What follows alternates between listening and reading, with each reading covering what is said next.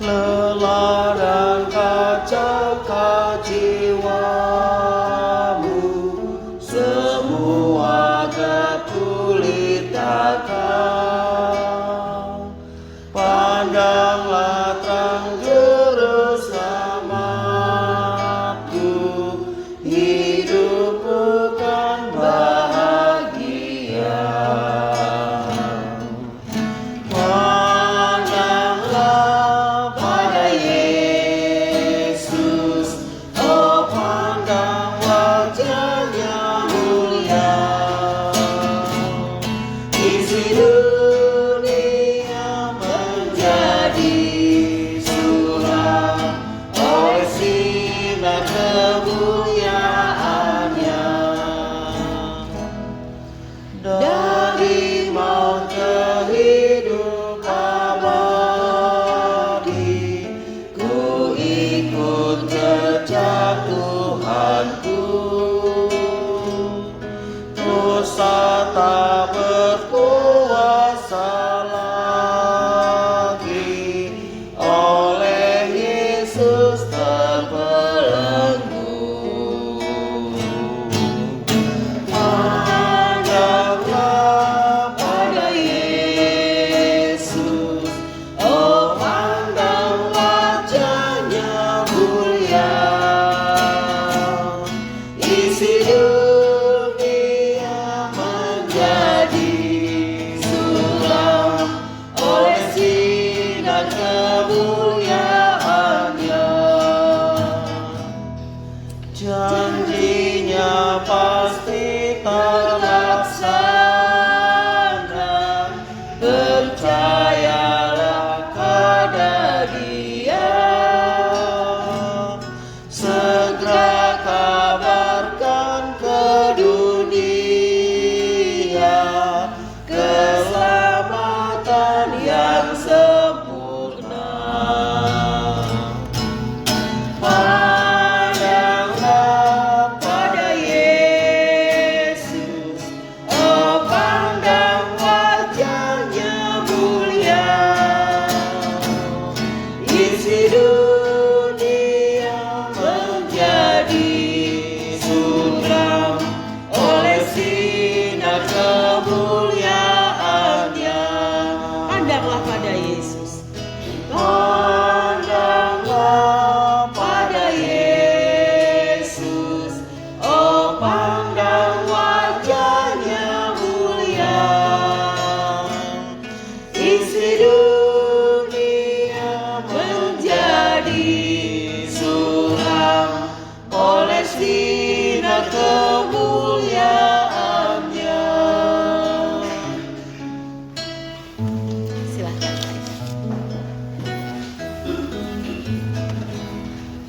Mari kita membuka surat Ibrani pasal yang keempat. Hari perhentian yang disediakan Allah. Sebab itu baiklah kita waspada, supaya jangan ada seorang di antara kamu yang dianggap ketinggalan, sekalipun janji akan masuk ke dalam perhentiannya masih berlaku. Karena kepada kita diberitakan juga kabar kesukaan sama seperti kepada mereka. Tetapi firman pemberitaan itu tidak berguna bagi mereka, karena tidak bertumbuh bersama-sama oleh iman dengan mereka yang mendengarnya. Sebab kita yang beriman akan masuk ke tempat perhentian seperti yang ia katakan, sehingga aku bersumpah dalam murkaku, mereka takkan masuk ke tempat perhentianku, sekalipun pekerjaannya sudah selesai sejak dunia dijadikan. Sebab tentang hari ketujuh pernah dikatakan di dalam suatu nas, dan Allah berhenti pada hari ketujuh dari segala pekerjaannya. Dan dalam nas itu kita baca, mereka takkan masuk ke tempat perhentianku. Jadi sudah jelas bahwa ada sejumlah orang akan masuk ke tempat perhentian itu, sedangkan mereka yang kepadanya lebih dahulu diberitakan kabar kesukaan itu tidak masuk karena ketidaktaatan mereka.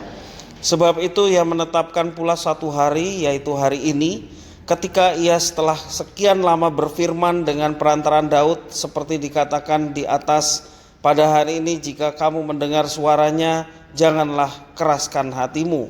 Sebab andai kata Yosua telah membawa mereka masuk ke tempat perhentian, pasti Allah tidak akan berkata-kata kemudian tentang suatu hari lain. Jadi masih tersedia suatu hari perhentian, hari ketujuh bagi umat Allah. Sebab barang siapa telah masuk ke tempat perhentiannya, ia sendiri telah berhenti dari segala pekerjaannya, sama seperti Allah berhenti dari pekerjaannya. Karena itu baiklah kita berusaha untuk masuk ke dalam perhentian itu, supaya jangan seorang pun jatuh karena mengikuti contoh ketidaktaatan itu juga. Sebab firman Allah hidup dan kuat dan lebih tajam daripada pedang bermata dua manapun. Ia menusuk amat dalam sampai memisahkan jiwa dan roh, sendi-sendi dan sumsum. Ia sanggup membedakan pertimbangan dan pikiran hati kita. Dan tidak ada suatu makhluk pun yang tersembunyi di hadapannya, segala sesuatu telanjang dan terbuka di depan mata Dia yang kepadanya kita harus memberi pertanggungan jawab. Ya, perenungan kita diambil di ayat yang ke-1 sampai yang ke-13 ya. Bapak Ibu saudara-saudara yang dikasihi oleh Tuhan, dikatakan di dalam ayat yang ke-13 ya, bahwa di hadapan Tuhan semua telanjang, tidak ada yang tersembunyi. Kita nggak bisa main tak umpet sama Tuhan ya, tidak bisa. Tidak ada yang tersembunyi di hadapan Tuhan. Ya, semua telanjang, segala sesuatu diketahui oleh Tuhan. Janji Tuhan tentang perhentian pada umatnya masih berlaku bagi kita umat Allah yang sekarang ini ya. Bahayanya jika umat gagal mencapainya. Dijelaskan dalam kitab Ibrani, jangan sampai kita menjadi umat yang gagal untuk mencapai perhentian. Jadi perhentian itu merupakan satu janji yang diberikan Tuhan kepada umatnya yang senantiasa setia melayani ya. Jadi ada hari perhentian. Seperti Tuhan ada hari perhentian. Ya, kita sebenarnya juga diberikan satu gambaran bagaimana kita juga dalam kehidupan ada hari perhentian. Apa hari perhentian itu? Hari Sabat ya. Hari Sabat memang secara letterlex itu hari Sabtu. Tetapi setelah Yesus datang, banyak sekali hal-hal yang dirombak, termasuk juga hari yang kita yakini sebenarnya esensinya bukan harinya. Esensinya adalah perhentian itu sendiri. Maka kita menjadikan hari Minggu itu hari perhentian. Selain kita merayakan kebangkitannya, kita juga merayakan hari Pentakosta setiap hari Minggu ya. Demikian juga hari pertama menjadi hari perhentian di mana murid-murid yang mula-mula bersama jemaat yang mula-mula sering berkumpul. Hari pertama dalam suatu minggu. Itu bukan hari Senin tapi hari Minggu ya. Sehingga gereja Tuhan menetapkan Sabatnya adalah hari Minggu, hari perhentian ya. Sekali lagi janji hari perhentian untuk umatnya itu masih berlaku bagi kita ya. Jangan sampai kita tidak mencapainya. Nah, leluhur bangsa Israel pernah gagal untuk masuk perhentian Allah, sebab mereka lebih senang mendengar saran yang menyesatkan dari orang-orang di sekitar mereka ya, daripada mendengarkan firman Tuhan. Namun meskipun demikian, Tuhan Allah masih memberikan himbauan terakhir kepada mereka untuk tidak mengeraskan hati. Ya, di dalam kitab Ibrani kalau menyinggung soal bangsa Israel itu menjadi ilustrasi umat Tuhan yang baru. Jangan sampai kita mengeraskan hati, tidak mau dengar-dengaran dan tidak mau taat akan firman Tuhan. Karena kesempatan untuk bertobat dan menerima anugerah itu belum ditutup. Masih ada. Ya, saya menafsirkannya selama dunia ini masih ada berlangsung, itulah kesempatan seseorang untuk berbalik kepada Tuhan. Kesempatan untuk kita dengar firman Tuhan, kesempatan untuk mentaati firman Tuhan. Jadi hidup itu kalau ada lagu adalah kesempatan untuk melayani Tuhan, memang betul ya. Jadi jangan sampai kita kehilangan waktu karena kita tidak mau melayani Tuhan dan menggunakan kesempatan hidup ini untuk hidup dalam ketaatan, ya. Karena itu momentum atau kesempatan itu harus diambil, jangan ditunda lagi. Selain itu juga penulis Ibrani mengumpulkan ungkapan-ungkapan yang menunjukkan bahwa betapa kuat daya tembus firman Tuhan. Dikatakan firman Tuhan itu menembus begitu dalam sehingga memisahkan antara jiwa dan roh, ya.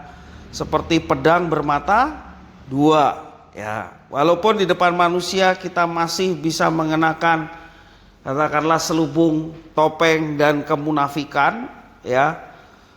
Tapi di hadapan Tuhan tidak ada yang bisa menopengi diri, ya. Di hadapan Tuhan semuanya tidak ada yang disembunyikan sama sekali. Kalau dalam bahasa surat Ibrani, telanjang di hadapan Tuhan. Tidak ada yang bisa ditutupi, semua bisa terlihat, ya, termasuk juga keterpurukan kita, dosa-dosa kita, ya. Mungkin kita bisa menutupinya sedemikian rupa, tapi di hadapan Tuhan tidak ada yang tersembunyi sama sekali. Tuhan melihat kita sebagaimana adanya kita. Karena Dia mengenal siapa sesungguhnya kita dan bagaimana kehidupan kita sehari-hari. Bahkan pengetahuan Tuhan tentang kita itu jauh lebih lengkap, lebih sempurna daripada pengetahuan kita tentang diri kita sendiri, ya. Kita mengenal diri kita sendiri itu tidak lebih mengenal daripada Tuhan mengenal diri kita. Maka kalau kita sudah tahu dari ayat ini, mari kita mencari perkenan Tuhan dengan hidup dalam ketaatan, melakukan apa yang dikehendakinya. Tuhan Allah mengetahui juga segala penderitaan dan sengsara umatnya yang setia, ya. Sekaligus juga dalam perjuangan kita, ya, Dia menyertai supaya kita tetap bangkit kalau ada keterpurukan dosa. Karena dikatakan tadi kesempatan untuk menikmati perhentian itu masih ada, maka kesempatan itu seharusnya membuat orang bertobat dan bangkit dari keterpurukan dosa. Dia bukan hanya mengetahui segala kesusahan kita, tetapi juga mau turut merasakan apa yang kita rasakan. Amin, ya. Jadi Tuhan menyertai kita, Dia tahu segala apa yang diderita oleh umatnya. Pada mulanya menderita itu adalah bangkit dari keterpurukan dosa. Itu sebuah penderitaan, ya.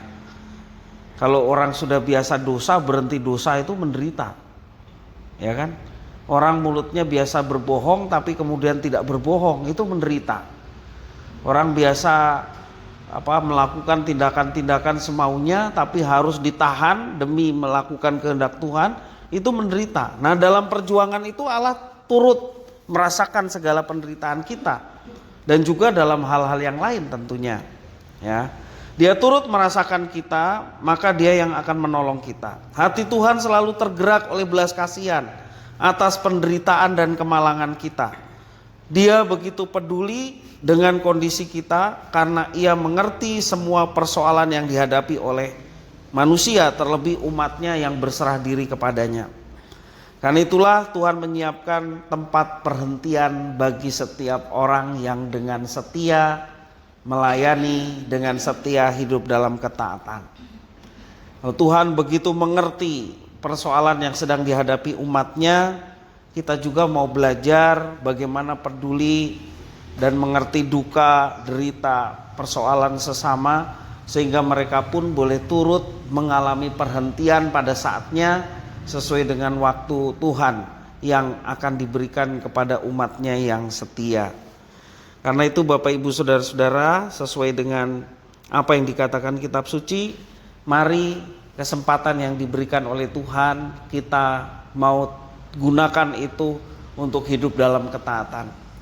Kalau kita masih dalam pergumulan terhadap dosa, ya, yang mungkin masih kita kerjakan, ya, Tuhan mau supaya kita bangkit.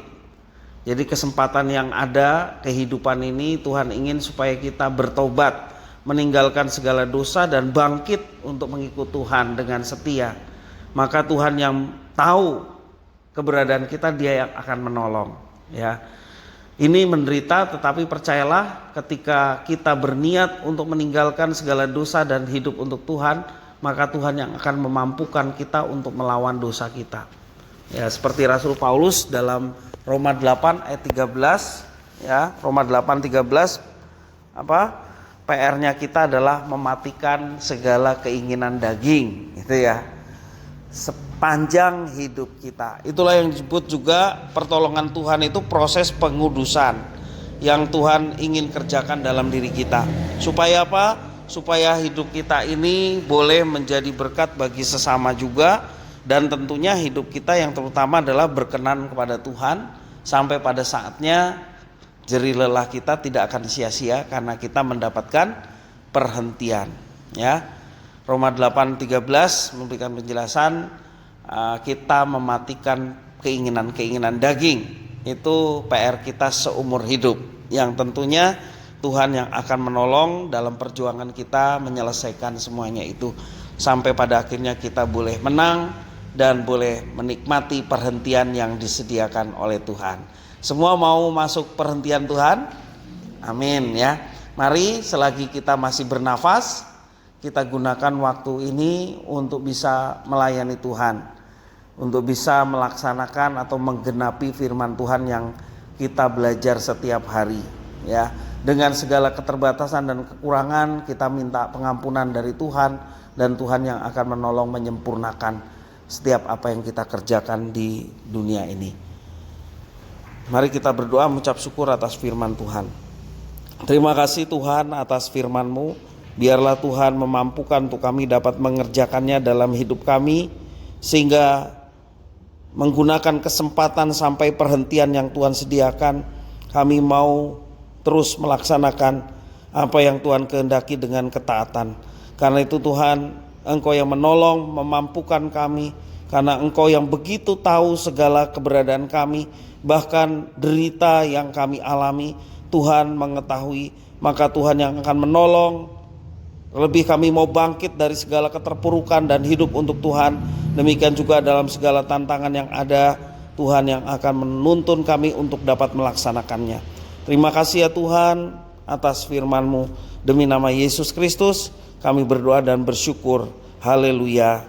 Amin.